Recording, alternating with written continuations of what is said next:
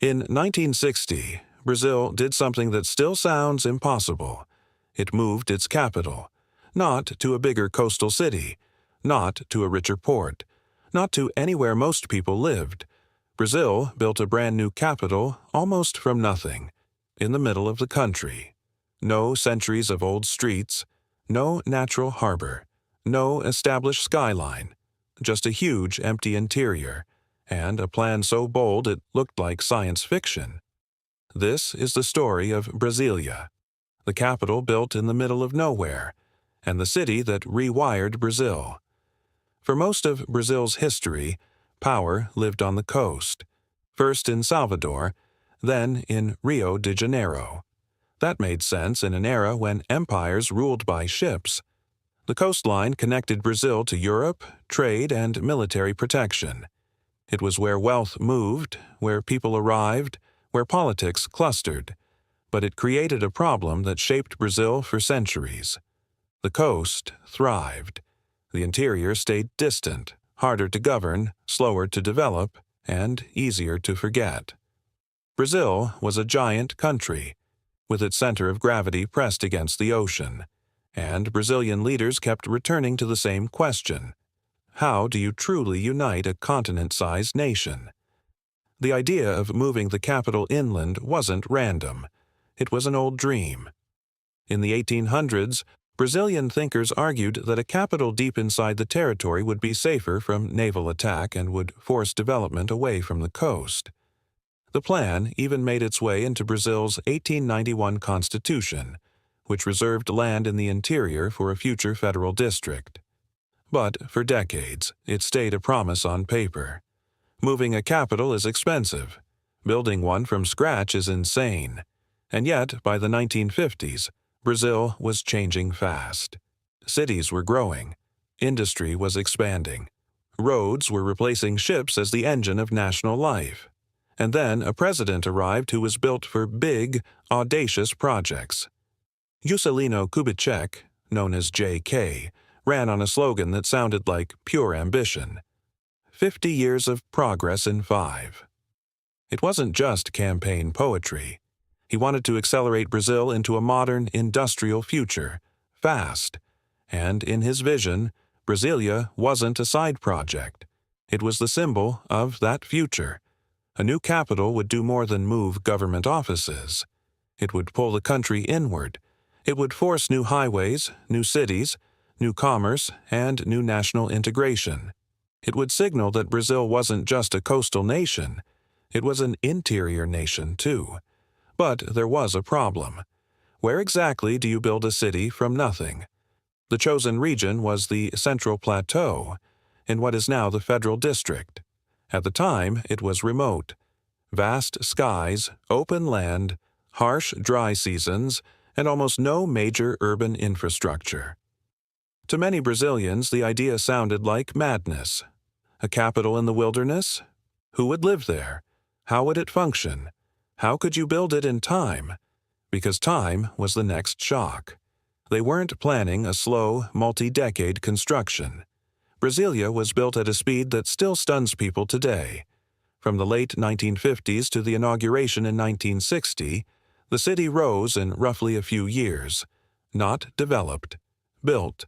Roads, ministries, housing blocks, monuments, entire neighborhoods, appearing where there had been almost nothing. To make that happen, Brazil relied on a workforce that became legendary. The candangos. Thousands of workers poured into the region from across Brazil, especially from poor areas, chasing wages, opportunity, and the promise of a new beginning. They lived in temporary camps. They worked brutal schedules.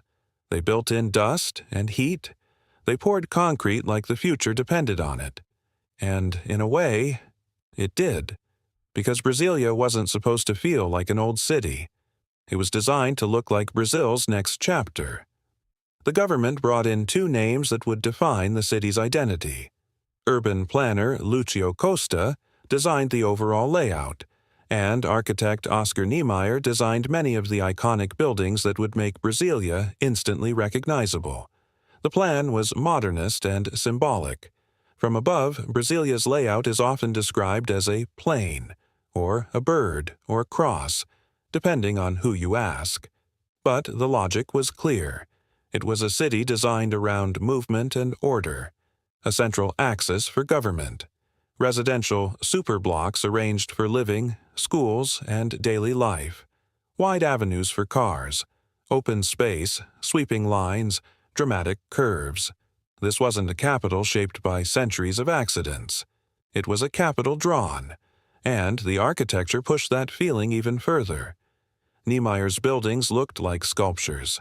The National Congress with its twin towers and opposing domes, the cathedral, like hands reaching upward, palaces that seemed to float, curves that made concrete feel light.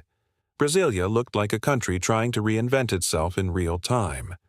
Then came the moment when the dream became official. April 21st, 1960. The capital moved from Rio de Janeiro to Brasilia. A city that had barely existed, now became the political heart of one of the largest countries on Earth. That's why people still describe Brasilia with a kind of disbelief. It wasn't just a new capital. It was a national statement. We can build the future. We can reshape geography. We can drag history by the collar into the modern world.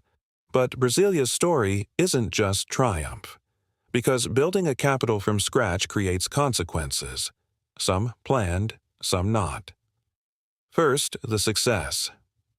Brasilia did help drive development inward. Highways expanded. New migration patterns emerged. Economic activity grew in the interior. And the very act of placing government power in the center of the country changed how Brazil connected itself. It forced the nation to think beyond the coastline.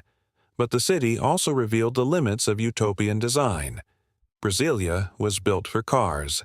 Its distances are enormous. It can feel monumental and impressive, and also strangely empty. For many visitors, Brasilia doesn't feel like a traditional city with dense street life. It feels like a designed capital, powerful, clean, spaced out, and that design affected daily reality. The famous superblocks created a particular kind of urban life, organized, planned, but not always vibrant. Meanwhile, the workers who built Brasilia didn't all get to live in the dream version of the city. Many candangos ended up in satellite cities on the outskirts as the federal district grew beyond the original plan. So Brasilia became two stories at once: the planned capital of monuments and ministries, and the real metropolitan region that formed around it, with its own struggles, communities, and identities. There's also a deeper political layer. Capitals aren't just administrative. They shape power. Moving the capital changed who had proximity to government, how lobbying worked, where political culture formed, and how the state presented itself to the nation. Brasilia became a symbol of the modern Brazilian state, sometimes admired, sometimes criticized, often debated. And yet, even with all the critiques, Brasilia achieved something rare in history. It worked. Governments functioned there. Institutions moved. A capital city became real. That alone puts Brasilia in a tiny club globally.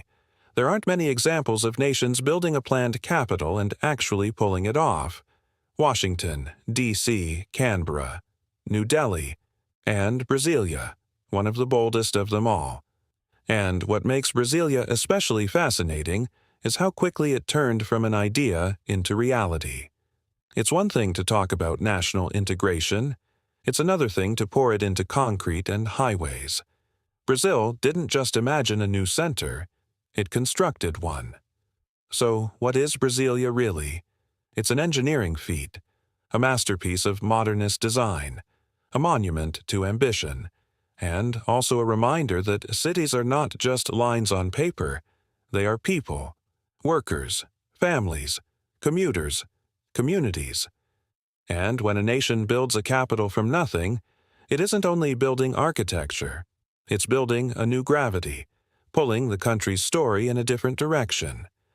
Brasilia is proof that geography isn't destiny, that governments can move the heart of a nation, that a country can look at an empty space and say, "This is where the future will live." And whether you love Brasilia or criticize it, the fact remains. Brazil built a capital in the middle of nowhere and changed itself in the process.